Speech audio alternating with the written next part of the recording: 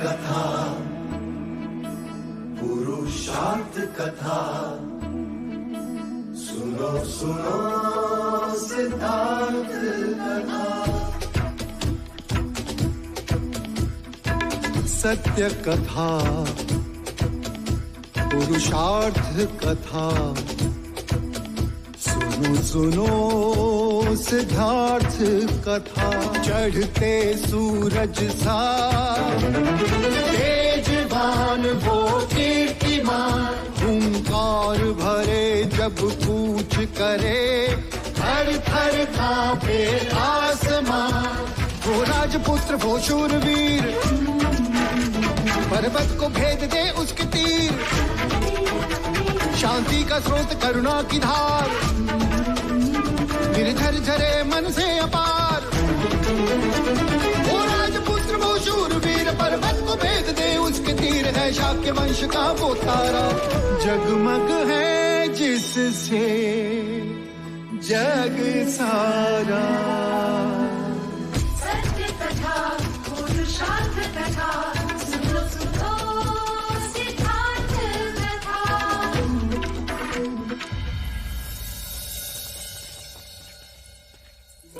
युवराज सिद्धार्थ, यशोधरा, इसे स्पर्श करो ताकि ये धन और ये धन ब्राह्मणों में बांट दिया जाए।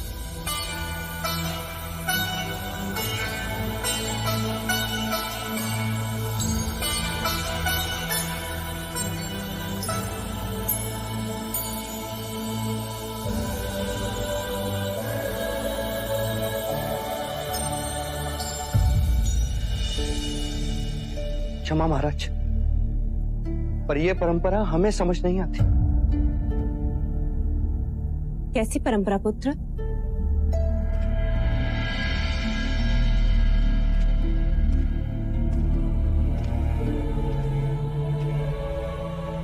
जब भी आप खुश होते या कभी कोई खुशी की बात होती, जैसे युद्ध जीतने की बात, विवाह की बात, जन्मदिन हो या स्वयंवर का दिन, आप हमेशा ब्राह्मणों को दान देते हो, जिससे तुम्हारे सुख को किसी की अशुभ दृष्टि न लगे, तुम्हारे मार्ग के सारे अवरोध दूर हो जाए, तुम्हें ब्राह्मणों का आशीर्वाद मिले। तो क्या ब्राह्मणों को दान देने से अवरोध दूर हो जाते हैं? निस्संदेह होते हैं। मैंने पहले भी कहा था और आज भी कहता हूं, ब्राह्मण धरा पर ईश्वर के प्रतिनिधि है। मनुष्य के मस्तिष्क पर उनका हाथ अभय कवच होता है। अरे, ये आपके पैरों को क्या हुआ विप? प्रातःकाल घर से चला था, मार्ग में ठोकर लग गई। अर्थात आप अपना ही हाथ अपने ही मस्तिष्क पर रखना भूल गए विप्र।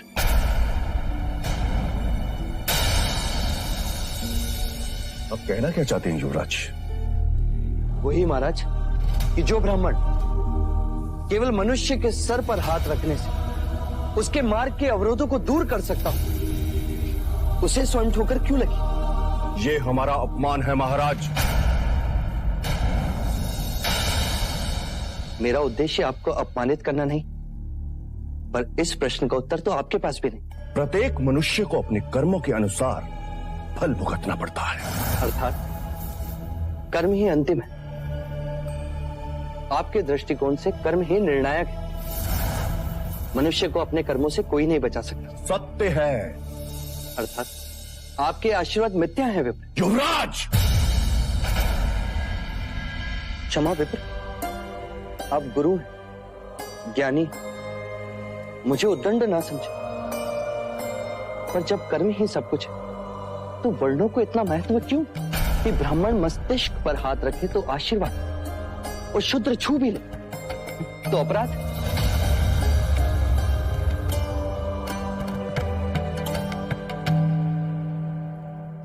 चन्ना जी युवराज। इन सभी को रथ में रखो, इस दान का वितरण हम स्वयं करेंगे। जी युवराज। आओ यशोधरा।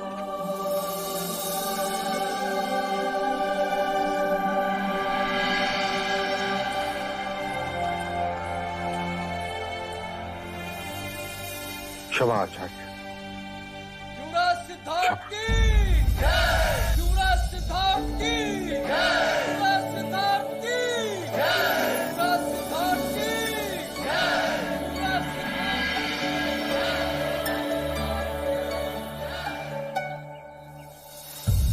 अरे ये क्या कर रहे हैं आप? ईश्वर है आप हमारे लिए, जो स्वयं अनाज बांटने आए। मैं चाहता हूँ आज से कपिलवस्तु में कोई भी भूखा ना रहे, सबको अन्न मिले, अपना अधिकार मिले। युवराज, आप हमें ये बताएं कि इस उपकार के बदले हम आपको क्या दें? अपनी पीड़ा, आप सबकी पीड़ा लेने आया हूं मैं। हटो, हटो। पीड़ा? हमारी पीड़ा? आप हमारी पीड़ा क्या समझोगे युवराज? कभी भूखे पेट सोए हैं? कभी कड़कड़ाती ठंड में बिना वस्त्र के इस धरा पर रातें बिताई हैं? क्या आप स्वयं कभी अपने ही घर में भीगे हो? नहीं ना? तो आप हमारी पीड़ा क्या जानेंगे युवराज? हमें आपका ये दान नहीं चाहिए। हम शाक्य हैं, हमारी भुजाओं में इतना बल, इतनी शक्ति है कि हम अपने परिश्रम की रोटी खा सकते हैं। और यदि आप हमारी सहायता करना ही चाहते हैं तो अपने राज्य के अधिकारियों को अत्याचार से रोको। हाँ युवराज, ये सही कह रहा है। अतिरिक्त कर के नाम पर रोटी तो ठीक, पर बचा कुचा सामान भी ले जाते हैं। आपका दिया तो मिलने से रहा, जो है उसे भी छीन लेते हैं। कल मेरे घर से वो बर्तन कंबल तक ले गए, और आज मेरी माँ ठंड से मर गई।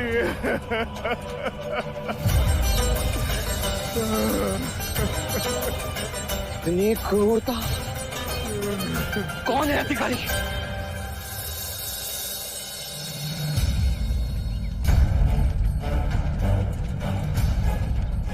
युवराज, आप प्रणाम। याचना सुनकर आए। प्रजा कहती है कि राज के अमलदार होकर भी तुम उन पर अत्याचार करते थे। कदापि नहीं युवराज।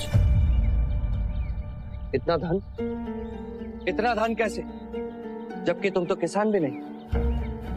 गरीबों से छीना हुआ अनाज है युवराज। इतना लोग? आधा धन राजकोष में जाता है युवराज। किसके राजकोष में? राजा वीर बाहु, उनका आदेश। मैं तो बस पालन करता हूँ। वीर बाहु का आदेश सुनते हो और इन गरीबों की आवाज सुनाई नहीं देती तुम्हें? इसका दंड तुम्हें मिलना ही चाहिए। क्षमा करें युवराज, क्षमा करें। आगे से ऐसा अपराध कभी नहीं होगा। क्षमा करें युवराज। युवराज, इनके पापों का दंड तो ईश्वर ने हमें पहले ही दे दिया है, हमारी पुत्री को विकलांग बना के।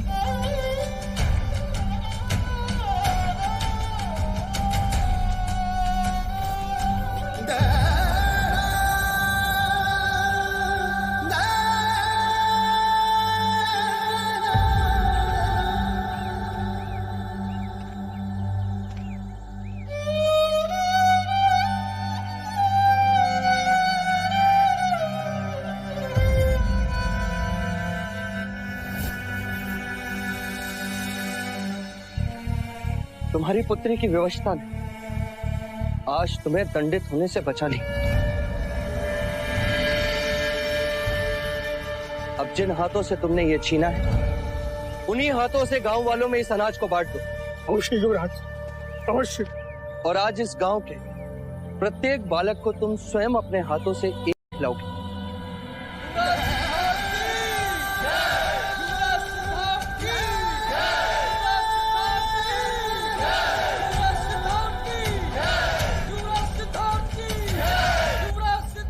दुख का साम्राज्य देखा था। आज तक मैं सोचता था कि धन सुख देता है, दुख को दूर करता है, पर ये गरीब जिनके पास ना धन है ना धान, वो भी दुखी। और ये अधिकारी जिसके पास धन भी है और धान भी, ये भी दुखी। अर्थात धन भी दुख को दूर नहीं करता। हाँ, कभी कभी बढ़ाता अवश्य है।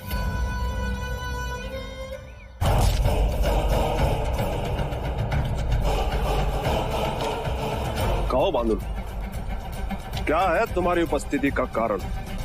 महाराज, शाह के राजा शुद्धोधन का राजदूत आया है।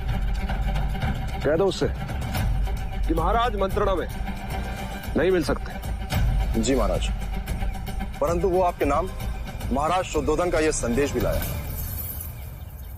क्या लिखा है?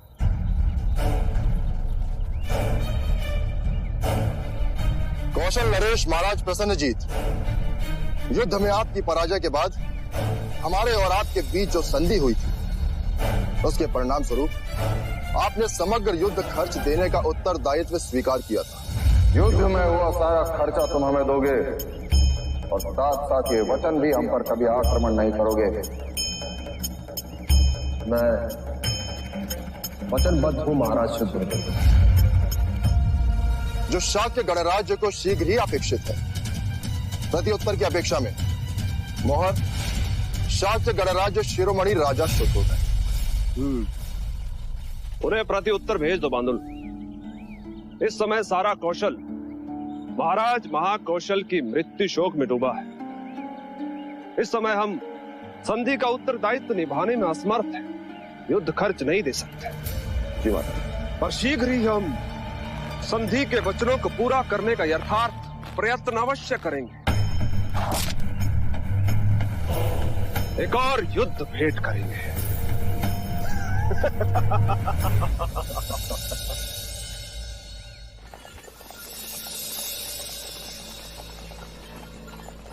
रथ रोको चन्ना। वो वहां कौन है?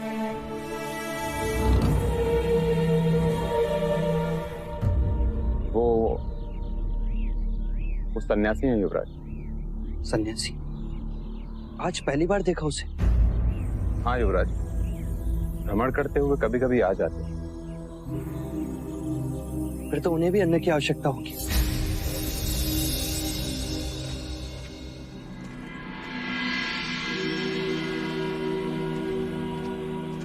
प्रणाम। मैं शाक्य युवराज सिद्धार्थ हूं, आपको अन्न देने आया हूं। क्या कहकर पुकारूं आपको? कुछ भी कह ले। साधु, संत, योगी, तपस्वी, कुछ भी कह के पुकार सकता है। क्या मैं आपसे ये पूछने की दुष्टता कर सकता हूं कि आप रहते कहां हैं? ये सारा संसार ही है घर मेरा। और काम? काम तो संसारी करते हैं, सन्यासी नहीं।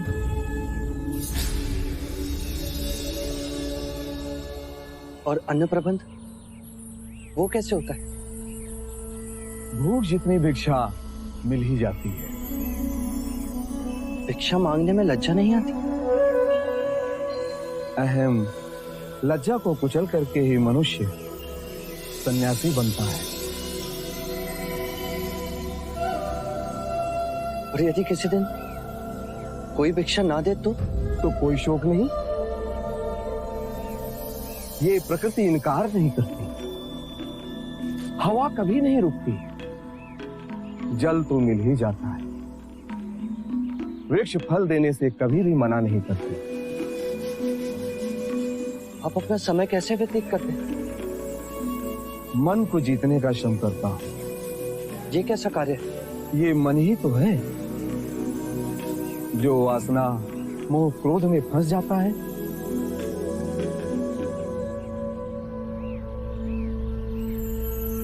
आप यहां से किस मार्ग जाएंगे? वो मैं नहीं, ये मार्ग ही सुझाएगा जहां आनंद मिले। राजन, ये धान तुम ले जाओ, इसकी मुझे कोई आवश्यकता नहीं। तुम अपने मार्ग चलो, मैं चला अपने मार्ग।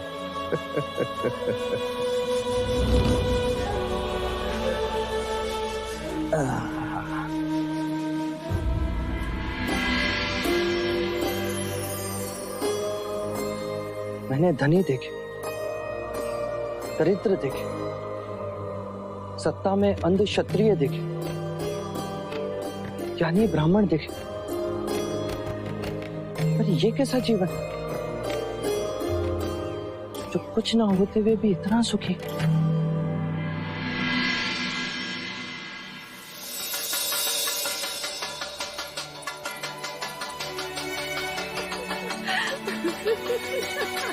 क्या हुआ मंगला दीदी?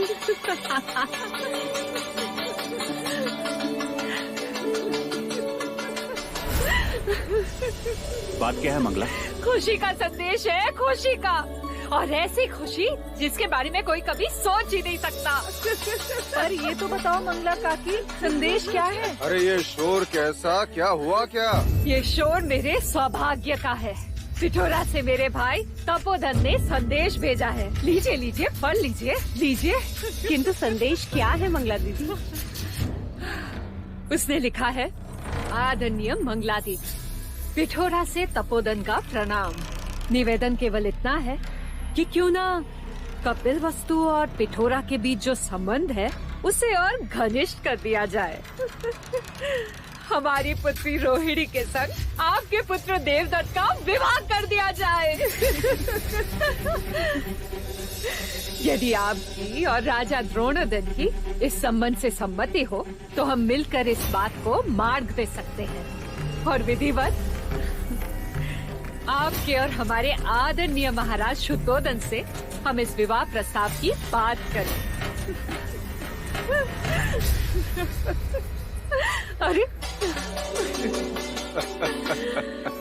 ये तो अति आनंद का समाचार है काकी माँ। मैंने पिठोरा की राजकुमारी को देखा है, वो बहुत सुंदर है।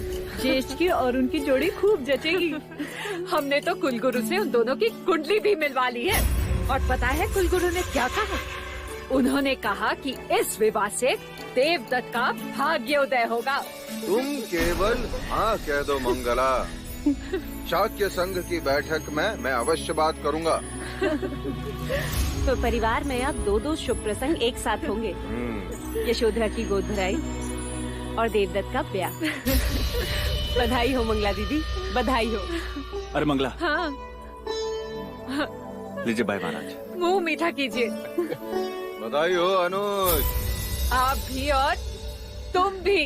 ये संदेश सचमुच मेरे लिए भी शुभ संदेश है। अब तो मुझे भी एक सखी मिल जाएगी। सत्य कहा, महल में चहल पहल होगी। ये लो, तुम भी मुंह मीठा करो। और हाँ, जब मुंह दिखाई की बात हो तो अमिता दीदी को भी आमंत्रित करेंगे। अरे मंगला भाभी, आपने तो हम सभी का मुंह मीठा करा दिया, पर जिसके कारण ये हो रहा है उसे तो आप भूल ही गई। कुमार देवदत्त को भी तो खिलाइए। इसे तो स्वयं मैं अपने हाथों से खिलाऊंगी। बधाई हो देव। लो, मुंह मीठा करो। हाँ लो। रहने दो माँ, मुझे नहीं चाहिए। इसमें क्या लजाना ज्येष्ठ, ऐसे अवसर बार बार नहीं आते। लो, खा लो। इस तरह मत खिलाओ माँ। कहा ना मुझे नहीं खाना कोई लड्डू वड्डू। खा लो देव।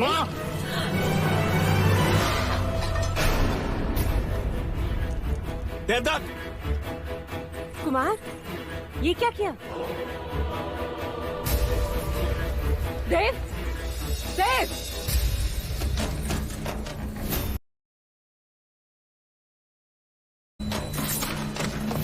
देवदत्त, समझते क्या हो तुम स्वयं को? इस तरह सबके सामने मेरा हाथ छटक कर चले आए। आज तक मेरे साथ ऐसा बर्ताव किसी ने भी नहीं किया, और तुम मेरे ही पुत्र होकर ये विवाह नहीं करना चाहता माँ। क्यों नहीं करना चाहते? क्यों नहीं करना चाहते बताओ मुझे। पिठोरा का राज बड़ा है, शाक्यों में उनका मान है, और फिर राजकुमारी रोहिणी इकलौती भी है और सुंदर भी। फिर ये विरोध क्यों? देव, बात क्या है? क्या तुम्हें कोई और कन्या पसंद है? आप समझती क्यों नहीं है माँ? क्या नहीं समझती खुद? ये कि मैं ये विवाह नहीं करना चाहता।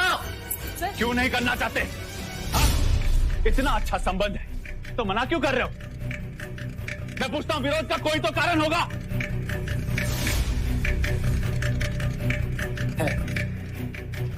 तो बताते क्यों नहीं? क्योंकि मैं आज भी यशोधरा से प्रेम करता हूं। मैं यशोधरा से प्रेम करता हूं। मैं यशोधरा से प्रेम करता हूं। मति भ्रष्ट हो गई है तेरी। तू जानता भी है तू क्या कह रहा है? वो तेरे अनुज सिद्धार्थ की अर्धांगिनी है, माँ बनने वाली है वो। तो क्या मामा, मैं उसे चाहता हूं। और तू देखना माँ, एक न एक दिन मैं उसे पाकर ही रहूंगा माँ।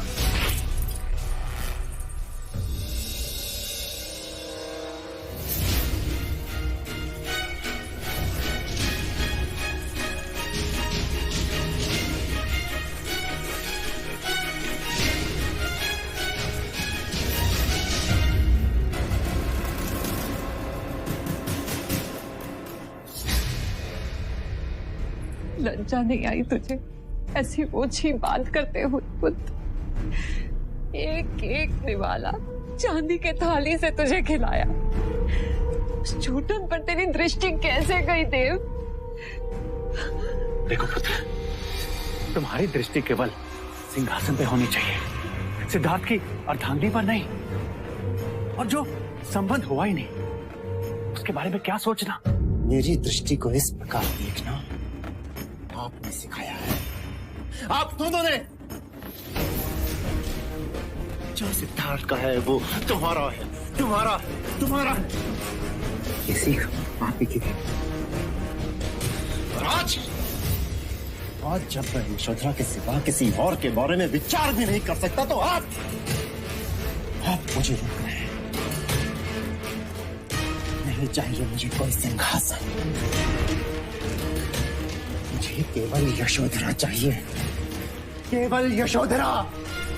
यशोधरा! देवदत्त, देवदत्त!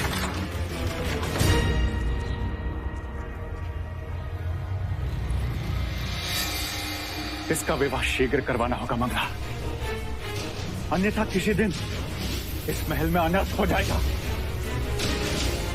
तुम राजा तपोधन को संदेश भेज ही दो।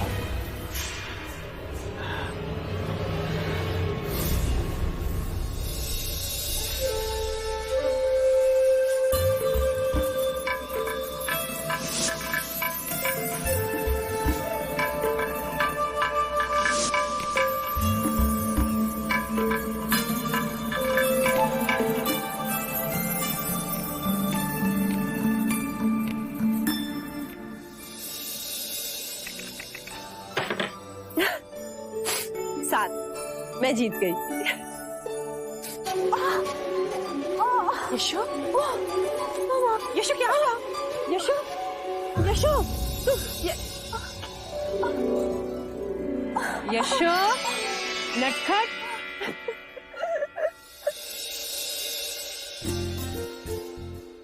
बताओ तो आरी,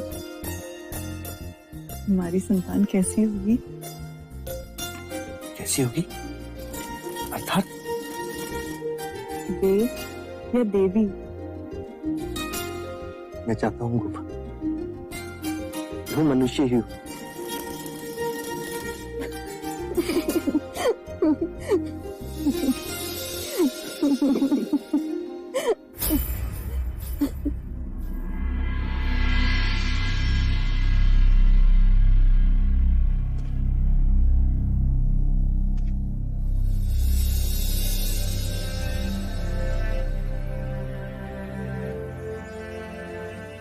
आप यहाँ से किस मार्ग जाएंगे? वो मैं नहीं, ये मार्ग ही सुझाएगा जहां आनंद मिले।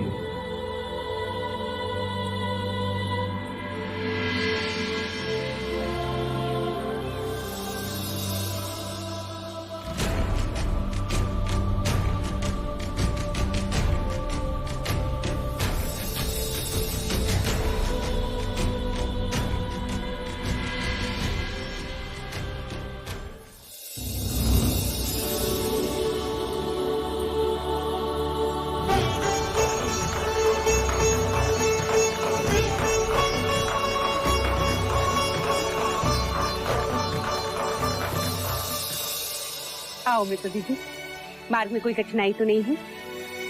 खुशी के मार्ग में कठिनाई कैसी? आने वाले बच्चे की कल्पना करते करते मार्ग कब कट गया पता ही नहीं चला। सच, अब कुछ दिनों में ही मुझे रानी दादी और आपको रानी नानी कहने वाला आने वाला है। देखो तो, पहले विवाह की बात सुनकर कितना लज्जाती थी और अब विवाह हुआ नहीं कि सृजन सृष्टि का कार्य प्रारंभ। चुप कर रेनू, नहीं तो अभी यहीं डांट दूंगी। आइए। अरे मंगला, चलो ना, यहीं खड़े रहकर द्रोणोदन भैया की प्रतीक्षा करनी है। नहीं, आपके भैया की नहीं, अपने भैया की प्रतीक्षा कर रही हूँ। वो आ रहे हैं ना देवदत्त के विवाह की बात करने। देवदत्त का विवाह? हाँ मिता दीदी, तुम्हें इतना शीघ्र बुलाने का कारण केवल यशोधरा की गोद भराई ही नहीं, बल्कि देवदत्त के विवाह की बात भी है।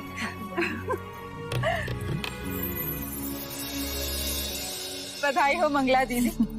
वैसे कन्या है कौन? पिठोरा के राजा तपोधन, उन्हीं की सुपुत्री राजकुमारी रोहिणी। सुना है बहुत सुंदर है वो। तो हमारा देवदत्त कौन सा कम है? किंतु दीदी, तुम्हारे भैया तो संग समाप्ति के बाद ही आएंगे, उसमें तो बहुत समय है अभी। मुझसे भीतर रहा नहीं जाएगा। महादेवी, मुझे यही प्रतीक्षा करने दो।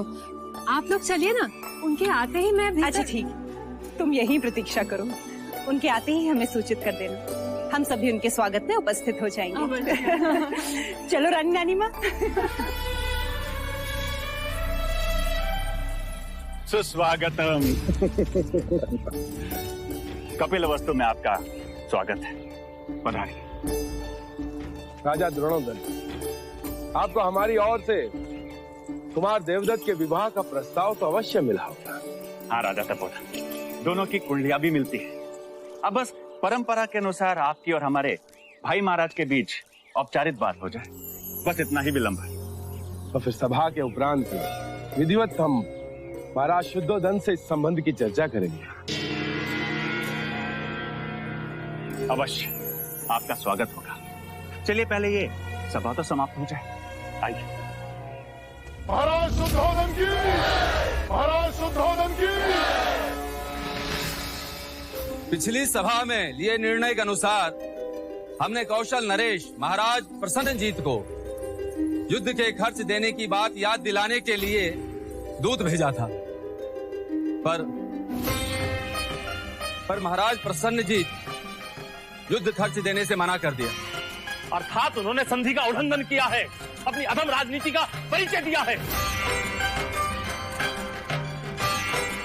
अर्थात अब हमें महाराज महाकौशल से बात करनी होगी। और हमें ये अशुभ समाचार भी मिला है, महाराज महाकौशल का देहांत हो गया है।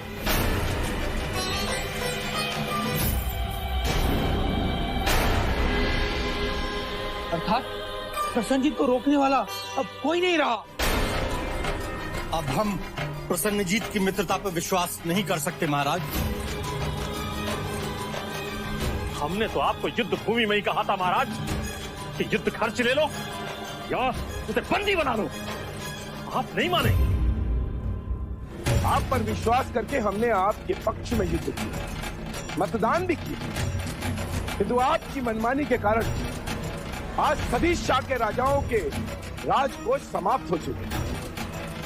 अब आप ही बताइए महाराज, हम क्या करें? इतना ही नहीं, आपके युवराज सिद्धार्थ हमारे राज्य में आकर हमें अपनी ही प्रजा से कर लेने से रोक रहे हैं। क्यों ना रोको? आप राजा हैं और अपनी ही प्रजा पर अत्याचार कर रहे हैं। प्रजा से कर लेना राजा का अधिकार होता है, अत्याचार नहीं। और युद्ध के बाद अतिरिक्त कर लेना अधिकार नहीं, दुराचार है। चलिए मान लेते हैं कि हम प्रजा के साथ दुराचार कर रहे हैं, लेकिन इस दुराचार का कारण कौन? इसका कारण आप हैं युवराज, आप। राजा तपोधन, क्षमा कीजिए महाराज, लेकिन राजा दंडपानी ने पहले ही कहा कि हमें कौशल का आधिपत्य स्वीकार कर लेना चाहिए, तो आप उससे सहमत नहीं थे। आपकी गलत राजनीति का बोझ आज पूरे शाक्य गणराज पर भारी पड़ रहा है महाराज। कल यदि प्रसन्नजीत पुनः आक्रमण करेगा तो हम आज कहां से लाएंगे? बिना धन के धातु कहां से खरीदेंगे और शस्त्र कैसे बनाएंगे? बताइए कैसे बनाएंगे हम? तो इसका अर्थ ये तो नहीं कि आप अपनी ही प्रजा पर कोड़े बरसाएंगे, उन्हीं का घर लूटेंगे? क्या सत्य है? मैंने स्वयं देखा है कि किस तरह आपके सैनिक एक वैश्य व्यापारी पर बीच चौराहे कोड़े बरसा रहे थे। और आपके अधिकारी? यह आपत्ति काल है युवराज। यदि हमने इस समय दूसरे युद्ध की तैयारी नहीं की तो हम सभी दास बन जाएंगे। और दासत्व का अनुभव तो आपके राज्य में आपकी प्रजा कर ही रही है। मर्यादा में रहिए युवराज। आप ये भूल रहे हैं वो मेरा राज्य है, मेरा। और आप भी ये भूल रहे हैं कि आपका राज्य शाक्य गणतंत्र का एक हिस्सा है। तो क्या आप मनमानी करोगे? मनमानी तो आपने की थी युवराज, जो उस प्रसन्नजीत के सामने संधि का प्रस्ताव रखा। सत्य ही कहा था किसी ने। आप एक क्षत्रिय की तरह, एक सन्यासी की तरह सोचते हैं युवराज। राजा तपोधन, ये ना भूले कि आप भावी शाक्य सम्राट से बात कर रहे हैं। आपके हम पर थोपे हुए इसी सम्राट की शांति वार्ता के कारण हम जीता हुआ युद्ध हार गए महाराज। ये बात केवल नहीं सभी भली बात जानते हैं। राजा तपोधन, मैं राजा तपोधन इस साक्ष्य सभा में युवराज सिद्धार्थ को सावधान करता हूं कि वो मेरे राज्य की सीमाओं का उल्लंघन न करें, मेरे कार्यभार के बीच न आए, अन्यथा इसी घड़ी यहाँ से प्रस्थान करे राजा तपोधन। यदि एक पल भी यहाँ रुके तो मैं भूल जाऊंगा कि ये संघ सभा है।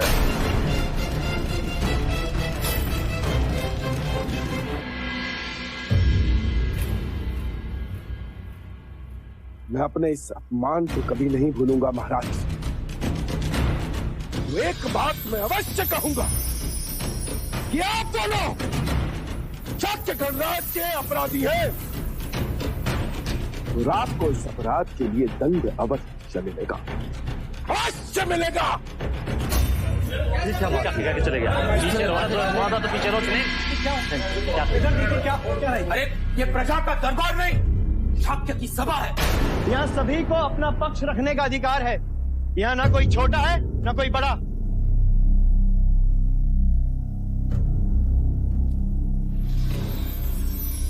महाराज, राजा तपोधन के विवाद के शब्द अनुचित थे पर अर्थ उचित था।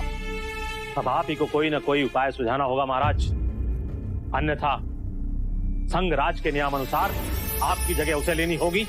तो इस आपातकाल से मार्ग निकाले।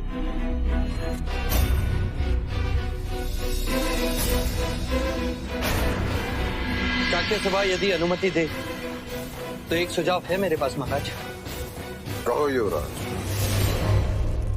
क्यों ना हम शाक्य रोहिणी नदी पर एक ऐसा सेतु बनाएं जहां से हम पश्चिम भारतवर्ष से व्यापार कर सकते हैं। परंतु इससे क्या लाभ हो? कौशल के रास्ते जाने की आवश्यकता नहीं पड़ेगी और इस मार्ग का प्रयोग हम मगध को भी करने देंगे। मगध को? जी, ये मार्ग कई योजन छोटा होगा और इस मार्ग से उनके कई दिन बचेंगे। उन्हें समय का लाभ होगा और हमें आर्थिक। वो कैसे? हमारे इस मार्ग का उपयोग करने के प्रतिफल में हम मगध से चुंगी लेंगे, जिससे हमारे राजकोष को आर्थिक लाभ होगा और इस व्यवस्था से एक और अप्रत्यक्ष लाभ होगा महाराज। कैसा लाभ? प्रसन्नजीत के संभावित आक्रमण से हमें मुक्ति मिलेगी और मगध नरेश राजा बिंबिसार हमारे साथ होंगे, जो कि प्रसन्नजीत के बहनोई हैं। तो प्रसन्नजीत उनके विरुद्ध कभी नहीं जाएगा। महाराज, युवराज का सुझाव अति प्रशंसनीय है। महाराज, युवराज का यह प्रस्ताव हम सबको मान्य है। परंतु प्रश्न ये है कि इस नए मार्ग का प्रस्ताव लेकर मगध नरेश बिंबिसार से मंत्रणा करने जाएगा कौन?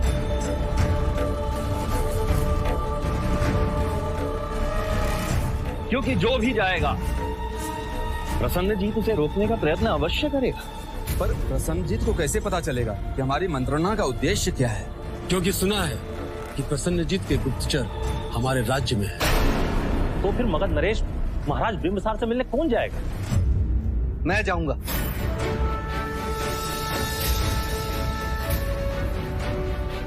मेरे कारण ही आप सब इस संकट में फंसे। अब मैं ही आप सबको इस परिस्थिति से पार उतारूंगा, और वो भी बिना युद्ध के।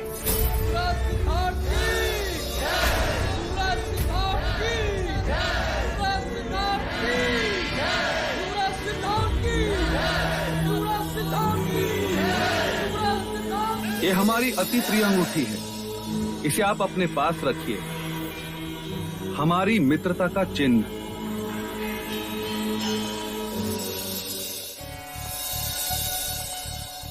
ये द्वार पर क्यों खड़ी हो मंगला? खुशी का स्वागत करने। आप तो जानते हैं देवदत्त के विवाह की बात करने के लिए तपोधन भैया आ रहे हैं।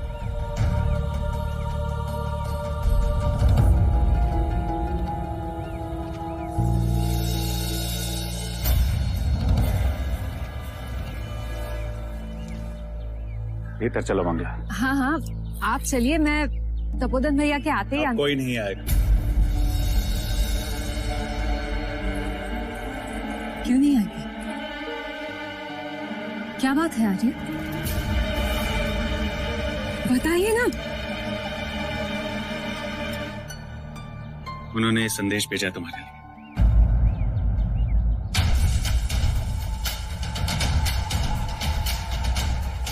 मंगला, इच्छा तो बहुत थी कि मेरी पुत्री राजकुमारी रोहिणी का विवाह देवदत्त के साथ और हम कपिल वस्तु के समधी हैं, किंतु अब ये असंभव है। भरी सभा में तलवार दिखाकर आपके भाई महाराज ने हमें बहुत अपमानित किया। रिश्ते की बात कर अब हम और अपमानित नहीं होना चाहते, इसलिए हमें क्षमा कीजिए। आपका भाई तपोधन।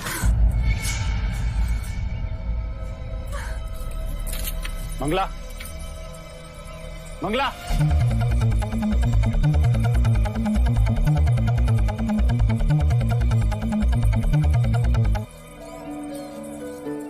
बहुत सुंदर है ना? तो देखो मंगला दीदी भी आ गई। देखो मंगला दीदी, अमिता दीदी तुम्हारे लिए हीरो का हार लाई है। क्या हुआ मंगला दीदी, तुम्हारे भैया आ गए? नहीं आए। क्यों? ये प्रश्न आप मुझसे नहीं, स्वयं अपने भाई से पूछिए। क्या हुआ देव? देव, संघ सभा में क्या हुआ? जो कुछ भी हुआ वो अनुज के सामने हुआ और वो भली बात ही जानता है। किंतु ऐसा हुआ क्या? ये हुआ महादेवी, ये हुआ।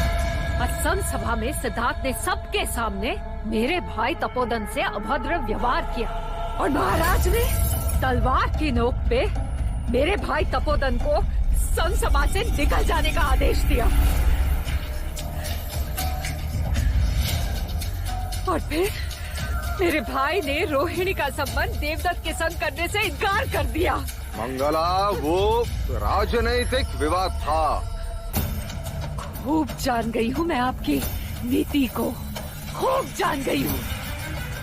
मंगला दीदी, हम देवदत्त के लिए रोहिणी से भी अच्छी कन्या ढूंढेंगे। रहने दीजिए महादेवी, जो थी उसे तो छीन लिया और जो आना चाहती थी उसे रोक दिया। उन्होंने बात ही ऐसी की, मतभेद को मनभेद में बदल दिया। अरे मन तो आपने बदला महाराज, आपने।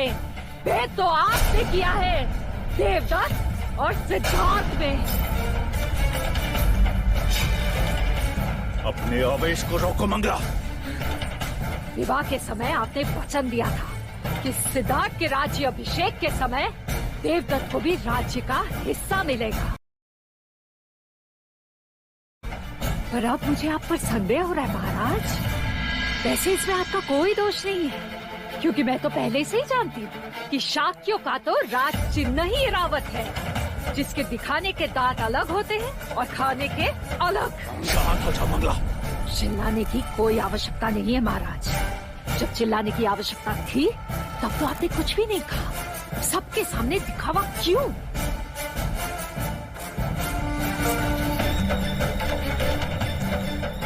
जा रही हूँ।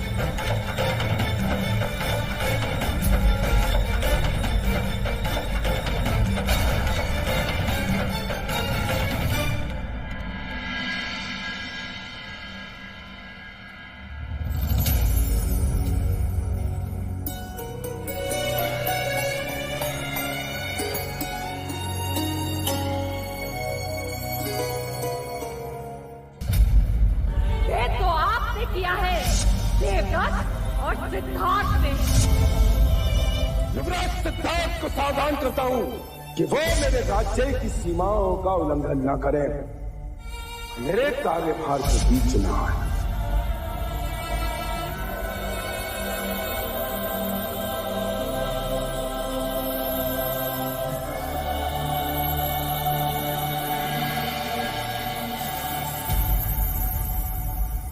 विचलित क्यों हो आर्य?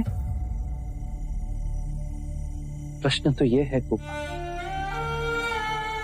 जब संपूर्ण सृष्टि घूम रही मनुष्य स्थिर कैसे रहे? ये निराशा के उद्गार क्यों? जहां दृष्टि पड़ती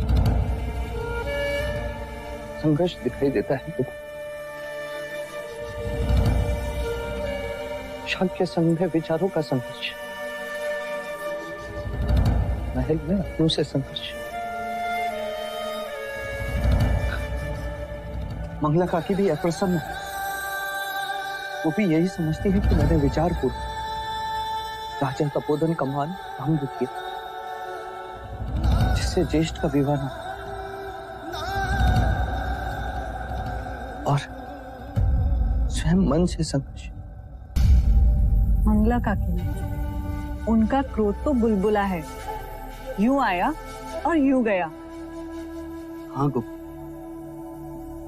परंतु मैं अपनों में मनभेद नहीं चाहता। नहीं होगा, मैं वचन देती हूँ, मंगला काकी को मैं मना लूंगी। अब हंसो, ऐसे नहीं, जोर से।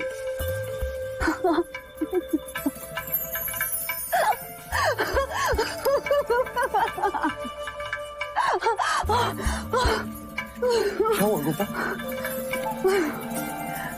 कुछ नहीं, ये कह रहा है हंसो मत, मैं विश्राम कर रहा हूँ माँ।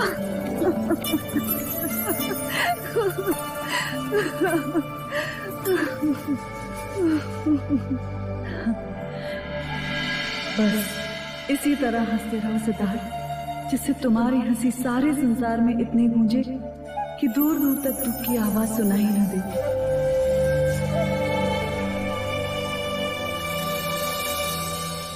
सत्य कथा, पुरुषार्थ कथा सुनो।